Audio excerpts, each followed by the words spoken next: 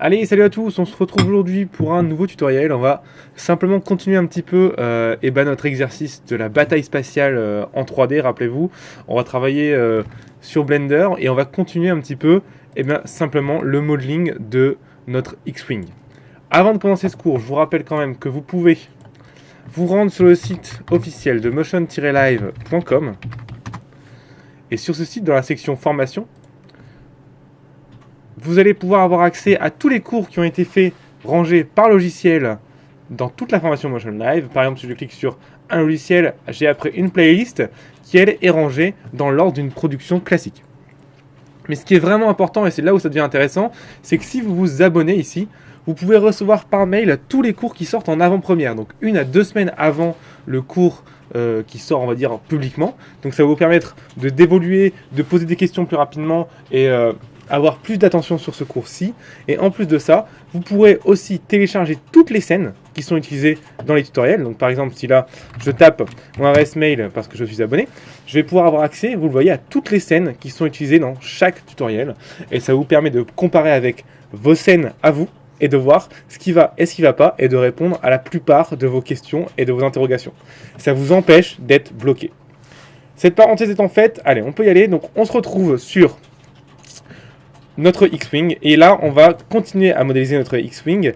Alors j'ai pris d'autres références, d'accord, donc rappelez-vous, j'avais cette référence-ci, j'avais aussi la référence du plan pour être sûr de ne pas me tromper sur les proportions. J'ai trouvé d'autres références parce qu'il m'en manquait notamment des références de l'arrière. Donc là j'ai trouvé une autre référence qui est pas mal ici, donc un rendu d'occlusion avec pas mal de détails sur l'arrière, donc ça va nous permettre vraiment d'avoir un truc précis, d'accord. Et celle-ci aussi qui est un peu moins grande mais qui va nous permettre aussi d'avoir pas mal d'autres détails, notamment ici en termes de texture. Donc on y reviendra le temps voulu, mais pour l'instant on va continuer à modéliser notre X-Wing et on va s'attaquer maintenant au cockpit. Donc le cockpit, c'est cette partie-ci, notre X-Wing. Donc pour ceci, ici on va se mettre en vue de profil pour bien être mappé sur le cockpit. C'est 3 du pavé numérique, je rappelle, pour passer en vue de profil. T et N. T pour ouvrir le panneau des tools ici. N pour ouvrir le panneau des propriétés par rapport à vos objets. C'est un petit peu un panneau de raccourci. Vous avez les propriétés de location, transform, etc. Et les propriétés de la vue de la caméra, etc. Dans tous les cas, on en reparlera plus en détail quand on en aura besoin. Et donc, rappelez-vous, quand on fait du modeling, et dans tous les cas, quand on travaille dans la vue 3D, les deux panneaux hyper importants, c'est T pour tous les outils et N pour toutes les propriétés. Donc ici, on va se retrouver sur nos deux vues. Ici, on a notre vue de perspective et ici, notre vue de profil. Et on va simplement modéliser notre cockpit. On va lui ajouter de l'épaisseur. Entre guillemets, qu'est-ce qui manque ici à notre cockpit? C'est déjà, il faudrait qu'il épouse la forme de notre X-Wing.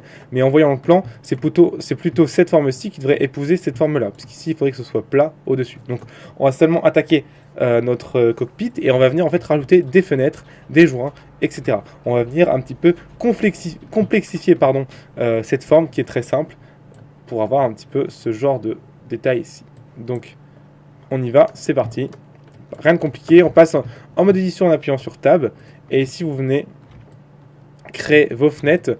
Donc c'est assez simple. Comment on va faire pour créer nos fenêtres? Eh bien on va tout simplement sélectionner toutes nos faces et faire Alt E pour extrude. Et là, si on fait E, ça extrude juste, mais si on fait Alt E, ça nous ouvre un menu d'extrude et on va cliquer sur Individual Face pour avoir chaque face individuelle. D'accord? Ici, ça me permet d'avoir ceci. Et là, je vais pouvoir faire un scale. D'accord? Attention, pour que ce scale fonctionne sur chaque face, il faut absolument qu'ici je sois dans Individual Origin. Sinon, par exemple, si je me mets par exemple en Active Element, il va me scaler seulement par rapport à l'Active Element. Si je me mets par rapport au 3D curseur, il me scalera par rapport au 3D curseur, etc., etc. Donc ici, ce sera Individual Origin pour scaler par rapport à chaque origine de chaque face et on scale simplement comme ceci. D'accord? Donc là, ça nous donne nos vitres. Vous voyez bien qu'on a un problème majeur sur les vases qui ne sont pas carrés. Donc on va simplement venir désélectionner ces faces-ci en faisant CTRL-SHIFT et un coup de lasso. D'accord? Ça désélectionne. Si je fais CTRL lasso, ça sélectionne. CTRL-SHIFT, ça désélectionne. Et ici, je vais venir faire un Y pour pouvoir réavoir ces bonnes dimensions. D'accord? Ceci étant fait, on va pouvoir resélectionner toutes nos faces, d'accord? Donc toutes nos vitres. Et on va refaire un Alt E. Cette fois-ci, on ne va pas faire un Alt E un individual face, mais un Alt E vertex normal, ce qui permet en fait d'extruder, mais en fonction de la normale de la face. Je vais vous montrer. Si je fais une extrude normale, vous voyez que là, ça fonctionne parce que je suis par rapport au Active Element ou au individual origin, pardon. Mais si ça aurait pu ne pas fonctionner, si ça ne fonctionne pas, faire Alt E et bien région vertex normale pour vraiment que notre extrude se fasse en fonction des normales de la face. C'est vraiment extrêmement important. Donc ceci étant dit, voilà, on va pouvoir maintenant venir modifier un petit peu tout ça, parce que là par exemple on a la face qui rentre dans le modeling en dessous, c'est pas très esthétique. Donc pour ça, on vient simplement prendre l'edge ici, on vient faire un GX pour simplement la déplacer, GZ, et voilà, on n'a plus le problème. Et on a ce qu'il nous faut. Ici, on a un problème, vous le voyez, au niveau de la symétrie, d'accord?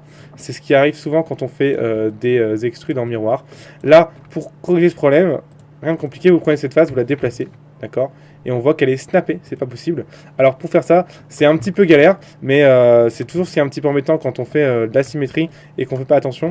Et il faut supprimer la face, d'accord? Supprimer la face du dessus ici, d'accord? Pareil pour ça et ça. Pareil pour ça et ça. Maintenant, ça vous permet d'avoir votre vitre entièrement qui n'est plus coupée par ces faces un petit peu parasites. D'accord? Vous voyez que tout est bien snappé, donc on n'a pas de double point dessus, donc c'est très très bien.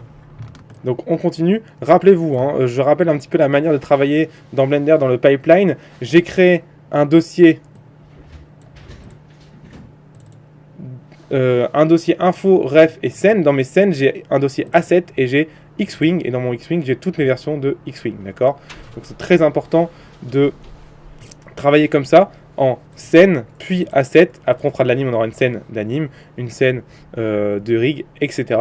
Si vous ne comprenez pas ce que je fais, je vous invite à aller voir mon tutoriel sur le pipeline qui a été fait sur Maya, mais qui reprend exactement les mêmes théories par rapport aux nomenclatures de dossiers. D'accord? Donc c'est très important de suivre ces nomenclatures de dossiers et d'être organisé dans son projet. Alors, ce qui est important, c'est de ne pas suivre à la lettre ce que je fais, ça n'a aucun sens. Ce qui est important, c'est de bien comprendre votre technique et votre organisation de dossier. Si vous ne vous organisez pas, vous allez vite vous retrouver perdu et vous allez perdre des fichiers, perdre du travail et perdre du temps surtout.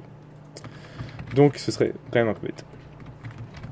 Donc voilà notre vitre. On a maintenant quelque chose qui est beaucoup plus en volume, un peu plus propre. Donc déjà, on va passer là-dessus. Ici, on voit qu'on a quelque chose d'assez bizarre à ce niveau-là qui fait un petit peu carré, d'accord? Pour éviter ça, on va venir simplement faire prendre cette edge-là, ici, hop, d'accord? Celle-ci, d'accord? En faisant Shift, voilà. Et on fait un CTRL B pour faire un bevel, d'accord? Ça va venir adoucir un peu cet angle, d'accord? On va le faire aussi naturellement sur tous les angles à ce niveau-là. Donc pour ça, vous prenez simplement les faces qui sont ici. Tac. Hop, pardon. Donc les bevels, c'est important, hein, ça va nous permettre d'avoir des faces un peu plus arrondies. Parce qu'en vrai, il n'y a jamais des faces aussi coupantes. Alors je vois que je sélectionne souvent les trucs derrière. Pour éviter ça, je vais cliquer sur ce petit bouton. Ça cache ce qu'il y a derrière. Maintenant, je n'ai plus le problème. Voilà, et ça. Et là, ici, on va faire un CTRL B pour un bevel et on va mettre un coup de molette. Voilà. Je vois qu'ici, il m'a fait un truc un peu bizarre, vous le voyez. Comment corriger ça ici? Je viens tout simplement faire K pour avoir mon outil de cut et je viens faire ceci. Et je viens faire la même chose ici. Voilà. Et je viens simplement en appuyant sur le point pour centrer dessus. Ah, j'ai oublié d'activer le petit plugin pour que vous voyez mes touches. Je vais l'activer tout de suite. Petite erreur de ma part, autant pour moi. Hop. Voilà, il est activé. Comme ça, vous voyez maintenant les lettres que je exécute. Ce sera plus simple pour vous. Maintenant, ici, je vais venir simplement supprimer un petit peu, nettoyer, on va dire, ce bordel. Donc, on va prendre le multicut, venir faire une face ici. Hop. Tac. Et ici. Ah, non, on va pas faire ça. On va simplement prendre toutes les faces. Souvent, quand c'est beaucoup mieux de faire ça. Tac, tac, tac, tac. Et vous supprimez. Voilà. On a quelque chose de plus propre. Ça vous permet d'y voir un peu plus clair. Maintenant, On va venir faire une face ici, d'accord, comme ceci, et une face ici. D'accord, on voit qu'on ne respecte pas du tout la règle des 4 côtés. Pas grave, parce qu'en fait, c'est ici maintenant qu'on va venir prendre le multicut et venir recouper tout ça pour avoir quelque chose de plus propre.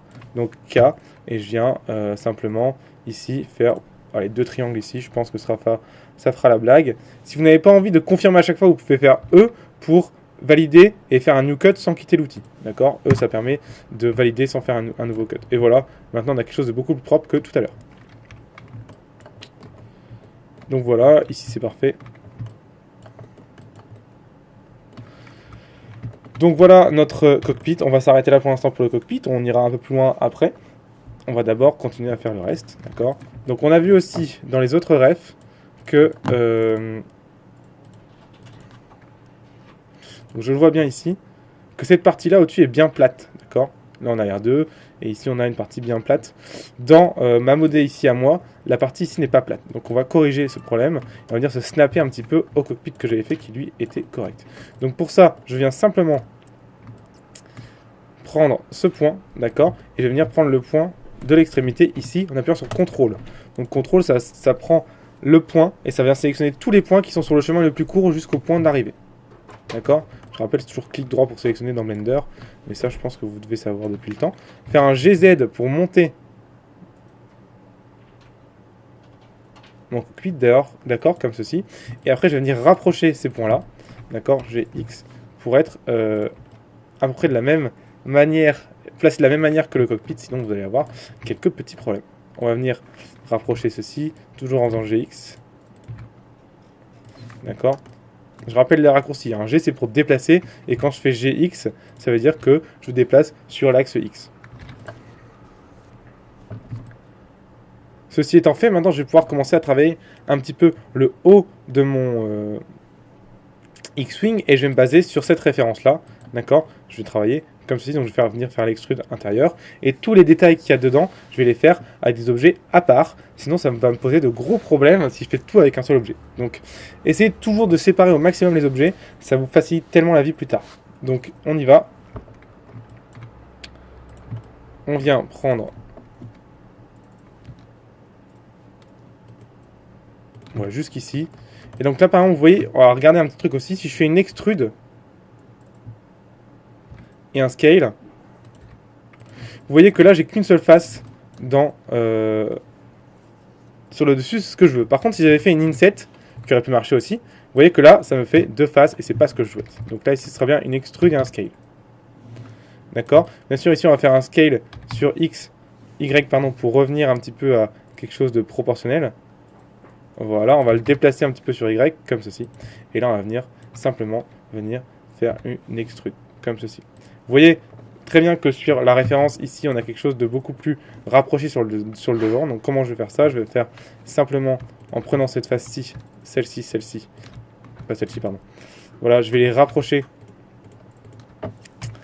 du centre. Voilà, je vais faire un scale sur X à 0 pour qu'elle se mette droite. D'accord?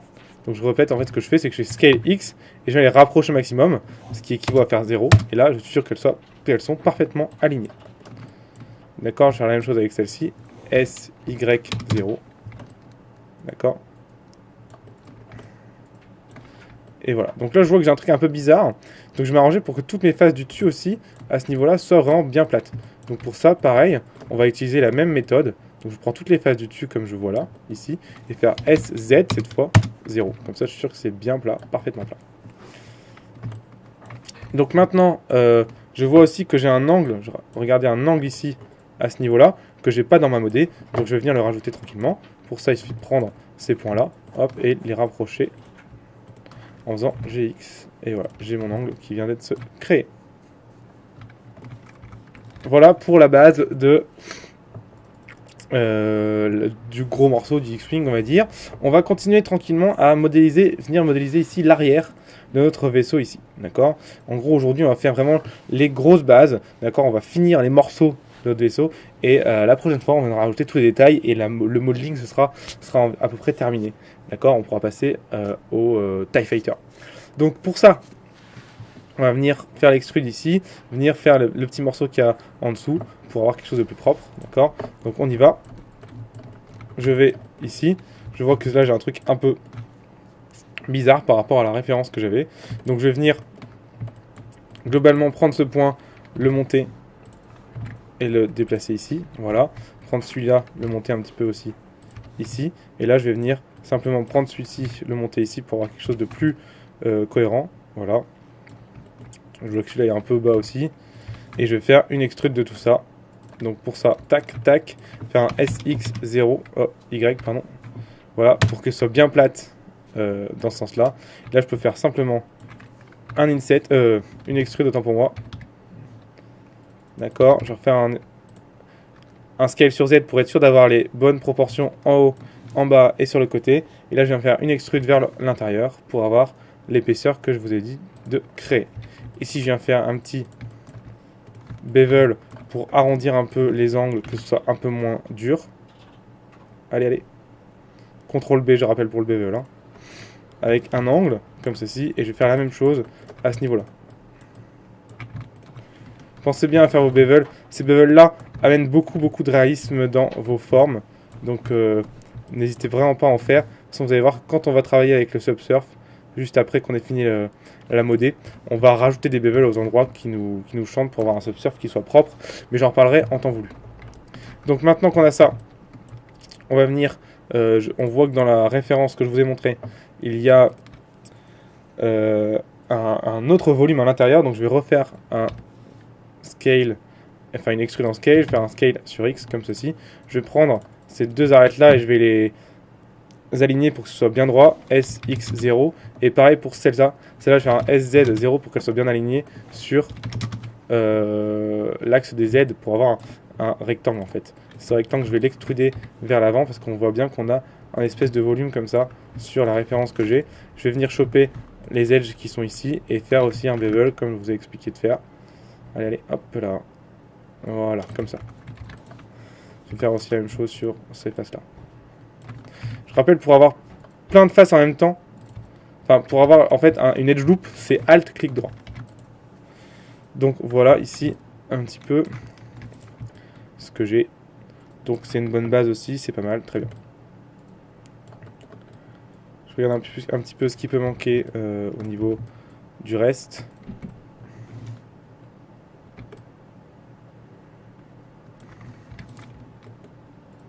Ok, donc on va venir un petit peu modéliser maintenant l'intérieur des réacteurs. Ici on était resté assez vide, alors qu'en fait dans les réacteurs il y a pas mal de choses. Vous voyez, il y a des espèces de traits comme ça qui viennent derrière un cercle. Donc ça va nous permettre d'avoir plus de matière dans les réacteurs, ce sera beaucoup plus joli. Donc c'est important.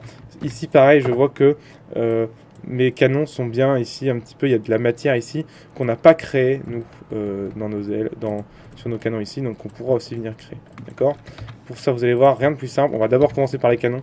Donc je vais venir en modé, rappelez-vous on est en miroir sur 4, donc c'est bien ce qu'on en fait un. Le reste se fait sur les autres. Ici on fait quoi? On vient simplement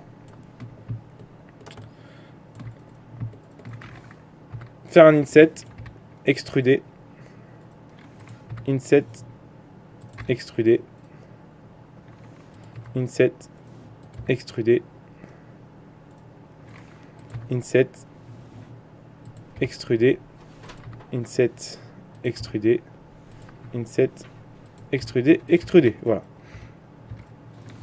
Donc là on a beaucoup plus de matière. On va venir faire un bevel sur chaque edge pour adoucir un petit peu les angles qui sont très durs. Et ça va nous aider aussi pour le subsurf. Encore une fois, je vous en reparlerai en temps voulu du subsurf. Mais faites bien vos bevels sur les edges. C'est vraiment très important pour la suite. Hop. On viendra les rajouter sur les autres après. Voilà. Tac. Voilà. Donc voilà pour la matière au bout du canon. Même chose pour l'intérieur des réacteurs. Comment on va faire pour l'intérieur des réacteurs? Eh ben, on va sélectionner nos réacteurs. On va les mettre sur un nouveau layer, sur le 3e layer. Ça nous permet d'avoir nos réacteurs tout seuls. Ce sera beaucoup plus simple à gérer. D'accord? Je vais mettre sur le 4e layer pour faire ce que j'ai à faire. Je vais faire l'intérieur du réacteur. L'intérieur du réacteur, c'est quoi? C'est, je vous remontre, ceci. D'accord? Donc c'est ces lames ici qui vont venir en cercle. Pour faire ça, c'est assez simple. on va utiliser le modifieur array. Donc déjà on va modéliser cette petite bande plate. Donc pour ça on va partir d'un cube. On va d'ailleurs, j'ai jamais rien renommé, après on va bien renommer tous les éléments pour avoir quelque chose de propre. On va faire cette petite bande fine, on va bien mettre le point de pivot à la base ici. D'accord, c'est très important que le point de pivot soit ici. Voilà. Et ici, on va venir modéliser notre bande. Donc en gros, globalement, ce qui se passe, c'est qu'ici, on a un multi-cut, un cut ici en faisant CTRL R. Et en fait, on a simplement cette edge loop là, qui est là, ici. Voilà. Et on a ces vertex-ci, d'accord, qui sont à ce niveau-là, d'accord. Il suffit de rajouter une edge loop ici. Ah, hop, rajouter une edge loop ici. Tac. On va voir ces vertex-ci qui vont ici. D'accord. Et globalement, on n'est pas loin déjà du résultat. Il reste à rajouter seulement ceci. Hop. Voilà. Ici déjà, on a quelque chose qui ressemble. Je pense que ceci est un peu plus large. Pas très important en soi. Hein. Voilà. Voilà, on a notre morceau. Maintenant, comment le faire tourner autour d'un axe? Eh bien, ça, on va tout simplement le mettre au bon endroit déjà. On va venir le mettre au niveau du réacteur. Donc ici, on va faire 7, 5. On va venir le placer ici. Je rappelle, c'est le point du pavé numérique pour se snapper, snapper la vue sur un élément, c'est le point du pavé numérique. Ici, je viens comme ceci, je fais un scale, comme ceci, GY, comme ceci, GZ. Je vais mettre le point de pivot au centre, d'accord. Hop, on va scaler, on va scaler, on va scaler. Voilà, ici on est pas mal. GX, Y. On a quelque chose comme ça, d'accord. Je me rends compte que la modé est beaucoup plus longue sur ma référence, donc pas de problème. Je reprends ces faces-là. Je prends simplement cette face-là et je fais un CTRL plus pour augmenter la sélection. Et je viens faire GY pour agrandir un petit peu, l'allonger en fait, simplement. Je viens aussi prendre cette arête-là, ici, et je viens mettre là, relever, pour avoir quelque chose de plus sympathique. Voilà. Maintenant qu'on a ça, je vais venir en vue de... à ce niveau-là, d'accord. Je vais me mettre en vue de front. Voilà, comme ceci. Et là, je vais bien ici être parfaitement au milieu. Donc je vois que je suis parfaitement au milieu du cube. Il faudrait presque le monter un petit peu. Voilà, là je suis parfaitement au milieu. Donc je vois que si je fais Shift D et que je fais R, ça tourne parfaitement bien. Donc je ne vais pas faire ça. Je vais simplement prendre mon morceau. Je vais faire Alt D, d'accord, pour faire une instance. Mais dans tous les cas on s'en fout parce qu'après on va tout merger. Donc ce serait pareil de faire Shift D ou Alt D. Je fais R, 90, je fais entrer. Et après je fais Shift R et ça refait l'action que je viens de faire. Et Shift R, d'accord. Maintenant je peux reprendre ces 4 éléments et faire la même chose. Alt D, R, 45 cette fois-ci. D'accord. Et là je fais Shift R pour refaire la même chose. Ici je fais R et je vais les mettre pile au milieu, d'accord. Vous pouvez faire le calcul de tête ou vous le faites à la main, tout le monde s'en fout. Et là, vous faites encore une fois Alt D et vous faites R et vous faites la même chose. On a maintenant tous nos angles parfaitement mis. Alors, finalement, on n'a même pas eu besoin du modifieur array. On aurait pu l'utiliser, mais bon, c'est pas très important. On vient sélectionner tout ça. On vient faire CTRL J pour merger. CTRL J, ça merge nos objets. Maintenant, on n'a plus qu'un seul objet qu'on va venir renommer. Ce sera le premier qu'on va renommer lame moteur. D'accord. Cet objet, on va venir simplement prendre le deuxième objet, d'accord, cet objet-là, et on va faire un CTRL-SHIFT-O, et on va mettre origine to géométrie. Oh, pardon, petite erreur. C'est l'inverse.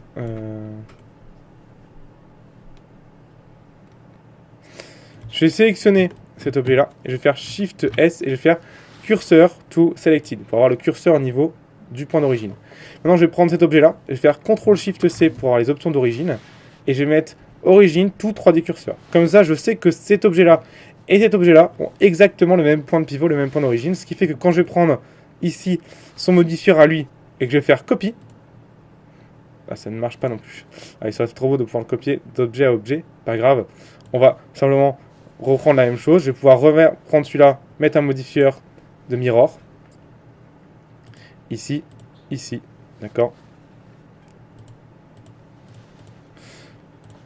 Avant de mettre le modifieur de mirror, pensez bien à avoir un scale qui est égal à 1, d'accord. Pour ça, il suffit de faire CTRL A et faire Apply Scale. Ça remet le scale à 1, d'accord.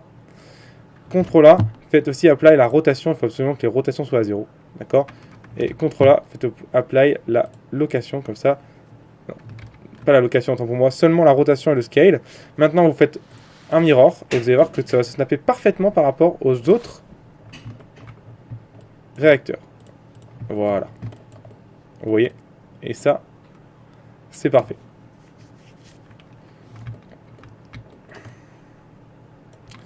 Ceci étant fait, on va pouvoir passer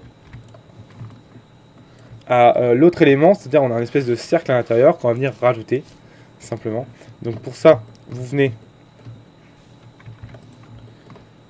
mettre votre curseur à ce niveau-là. Faites Shift A, vous créez un cylindre. Hop, un cylindre à 16. Donc pour ça, vous allez dans le panneau d'outils et là, dans Add Cylinder, vous mettez 16. Ça suffira largement. D'accord. Ici, vous faites Tab RX 90 pour le mettre dans le bon sens. Vous le scalez avec le raccourci S et vous venez le mettre à cet endroit-là. SX pour le Y, pardon, pour le rétrécir. Vous venez simplement créer.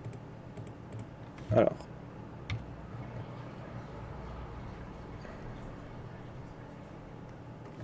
Allez, qu'est-ce que tu me fais là? Donc vous venez simplement créer une inset à ce niveau-là. Et là, vous faites clic, espace, vous marquez bridge, et ça va venir rassembler les deux faces des deux extrémités. Donc c'est bien pratique cette option de bridge. Ça va faire un pont entre les deux espaces. Ici, maintenant qu'on a ça, on va pouvoir venir placer l'élément au bon endroit. Et ici, pareil, lui, on va le faire sélectionner cet objet, Shift S, cursor to selected, sélectionner cet objet, CTRL Shift C, curseur, origine tout 3D curseur. Maintenant qu'on a fait ça, on n'a plus qu'à prendre celui-ci, faire CTRL A, Apply, rotation, CTRL A, Apply Scale pour être sûr de ne pas avoir de scale et de rotation qui sont, on va dire, fantômes. Et là, on va faire un mirror, comme tout à l'heure, avec X et Z. Donc maintenant, j'ai bien mes éléments placés au bon endroit. Et ici, je peux renommer cylindre réacteur.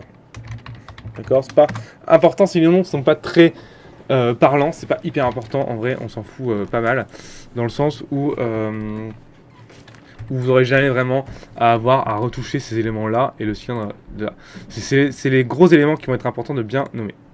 Maintenant, cet élément et cet élément-là, on va pouvoir venir le remettre dans le premier layer pour être sûr de ne pas avoir des éléments parasites. Pardon. Pareil pour celui-ci. Je rappelle, le raccourci pour les layers, c'est M et je viens sélectionner mon layer où je veux le mettre. Hop, attends, pour moi, je l'ai oublié. Voilà.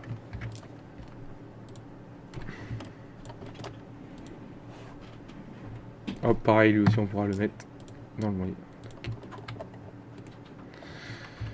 Voilà pour ce qui était de l'intérieur des moteurs. On va maintenant passer à la modélisation et ce sera la dernière modé pour ce cours de R2D2 ou de R4 ou de ce que vous voulez, en tout cas du droïde qui est sur le robot. Et la semaine prochaine, on attaquera les détails de notre ami le X-Wing. Pour ça, pour vous attaquer un petit peu à la modélisation d'R2, rien de très compliqué, il vous suffit de venir créer votre droïde, et en sachant que le droïde est à moitié rentré dans le vaisseau, il n'y a que la moitié du droïde, donc en gros il n'y a que la tête du droïde. J'ai ma référence ici qui est pas mal et qui suffira largement pour le faire. On voit bien que c'est un dôme et deux petits cylindres et c'est terminé. Pour ça on va dans un autre layer vide, on vient mettre le curseur au centre, et on vient simplement créer une sphère. Donc pour ça je crée simplement une sphère ici. Tac. Et ce qui est important c'est que cette sphère, ici soit bien à 16 segments. C'est très important qu'elle soit à 16 segments, sinon vous allez avoir des problèmes. Ring, vous pouvez réduire à 8, pas la peine de s'embêter. Prenez toujours des multiples de 8, hein, sinon vous allez avoir vraiment des gros problèmes. Et on va simplement venir en tab et venir sélectionner ces faces, les supprimer.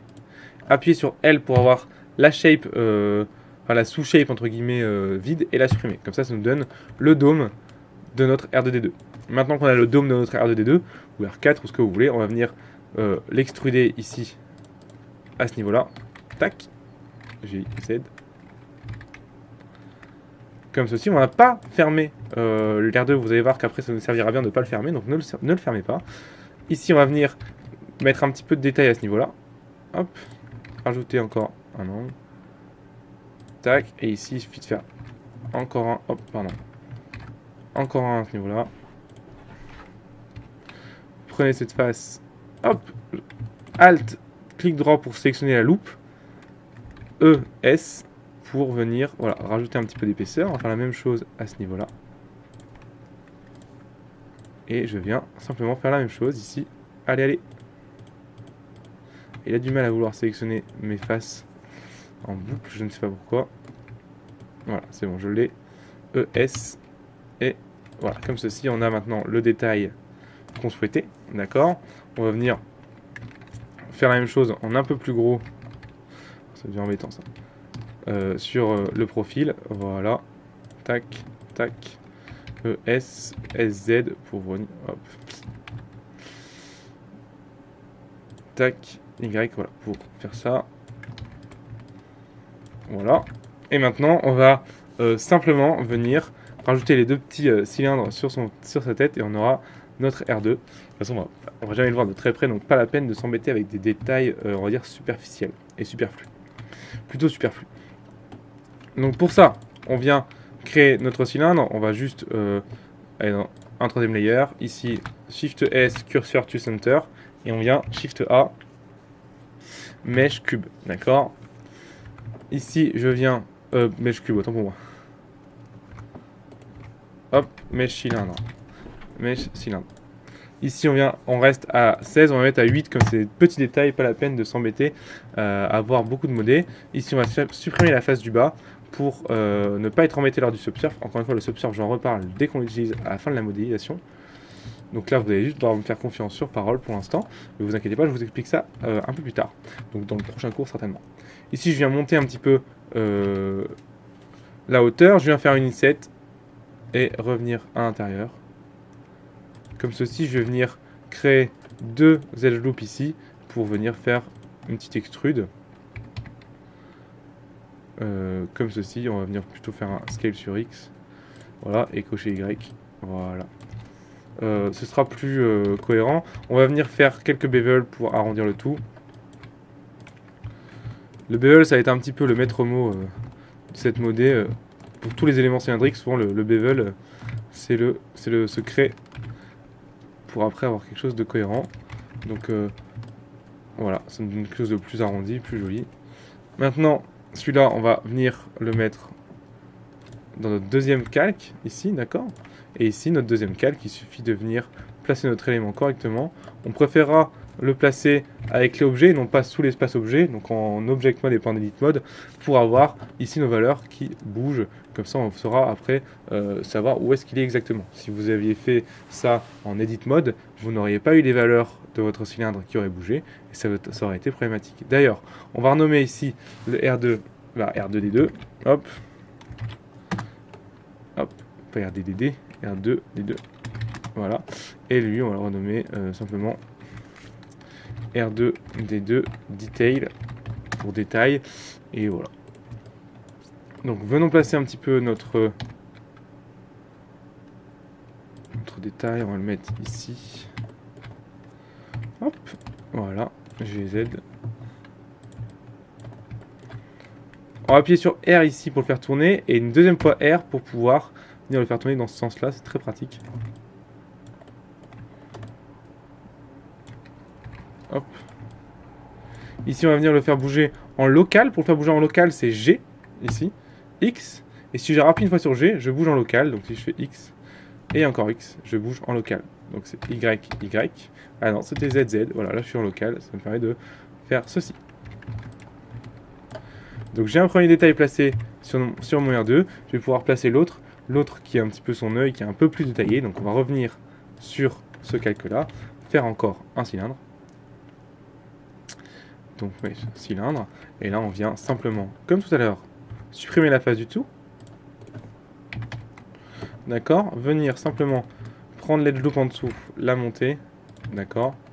Prendre l'edge loop du dessus, la monter aussi. Et ici on voit que dans ma référence, j'ai une épaisseur sur le bas. Hop. Voilà. Ici, j'ai un petit peu de détail à ce niveau-là. Donc on va faire 4 edge loop et venir prendre tac, tac. Et on va faire Alt E, région pour avoir... ah non, là vous voyez que ça ne fonctionne pas. Ce qui est étrange. Alt E, région peut-être. Ah, ça ne marche pas. Je pensais que ça aurait fonctionné, mais non. Pas de problème. On va faire Alt E, on va faire E juste. Et ici, on va faire simplement un SX. D'accord. Et venir cocher Y. Voilà. Et ici, on va venir simplement faire un inset et un extrude à l'intérieur. Voilà. On va venir faire nos bevel comme tout à l'heure. Tac. Pour arrondir un peu nos angles.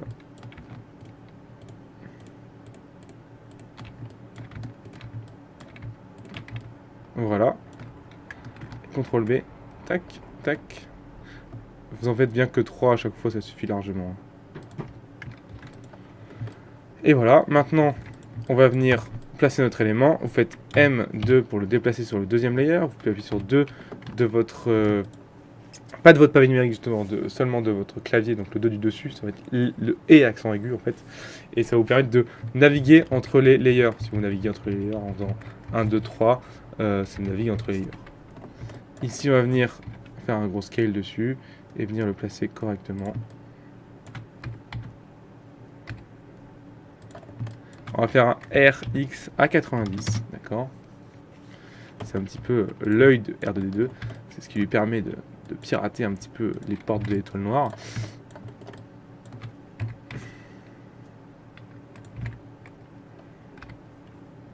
Voilà. On va l'avancer. Je me rends compte que j'ai fait une épaisseur ici qui n'est pas assez grande ici. Donc on va prendre juste ces edges là, faire un GXX, un GY pardon. Hop, le descendre. Voilà, comme ça au moins on est sûr de ne pas avoir de problème. Hop, ça fera la blague. Ici, je vais mettre ici sur celui-là R2D2 aïe pour son œil, mais ça ne veut rien dire, mais au moins on comprend tout ce que ça veut dire. Et on va voir notre R2D2. Après, pour mieux placer nos R2D2, on va parenter les objets à R2. Donc on va prendre les détails, prendre R2 en dernier, faire CTRL P, Object, Keep Transformation. D'accord. Et en fait, ça nous permet, en fait, maintenant, quand je bouge R2, les détails suivent. D'accord. Ils restent attachés à l'objet. C'est hyper important, sinon c'est un peu la galère. Vous sélectionnez tout et vous faites M1 pour bouger les éléments dans le premier layer. Et vous venez simplement déplacer R2 pour le placer au bon endroit. D'accord. Alors, logiquement, R2 est censé être au milieu, donc logiquement, sur X, il va forcément être à 0. Donc ici, déjà, à X, vous pouvez mettre 0. Voilà.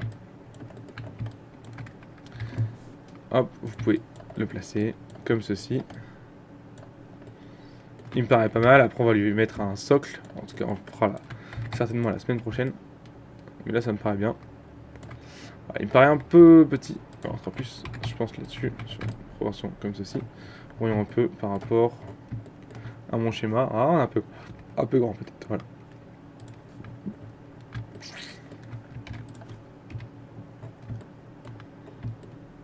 Ah, je vois que sur le schéma, il est ici plutôt. Et comme ceci. Alors malheureusement sur ma modé, moi, ce n'est pas possible, puisqu'on a deux références différentes. Donc comment je fais pour arranger ça? Ou je recule R2 et tant pis, d'accord. Ou je fais ça, et tout le monde s'en fout. Ou alors je viens simplement, voilà, on va faire ça bien, prendre la modé de cet élément-là et avancer ces faces-ci. Donc je fais ça, je viens faire Hop, pour avoir vraiment toutes les faces. Oh, plutôt, on va prendre les points, ce sera plus simple. Ici, je viens sélectionner ces points-là, ces points-là, ces points-là, ces points-là. D'accord? Celui-ci. Et je viens simplement les avancer. D'accord? Pour me placer au niveau d'R2. Et voilà. Maintenant, on a quelque chose de plus cohérent. Et comme ça, je suis sûr d'être bon par rapport à mon schéma. On va s'arrêter là pour le cours d'aujourd'hui. On a notre... Bon, on a un bon début de X-Wing. On a franchement la modèle low poly. On n'a plus qu'à rajouter les détails. On fera ça la semaine prochaine tranquillement. Je vous expliquerai comment rajouter les détails le plus rapidement possible. Et puis vous allez voir, c'est pas très compliqué. C'est juste, faut être un petit peu patient, mais ça va assez vite. Donc voilà, je vous souhaite du bon courage. J'espère que ça va pas vous poser trop de problèmes. Si vous avez des questions, encore une fois, n'hésitez pas à me demander. Je rappelle que cette scène sera téléchargeable gratuitement sur le site officiel de motion-live.com. Donc n'hésitez surtout pas. Allez, à la prochaine et merci beaucoup. Salut.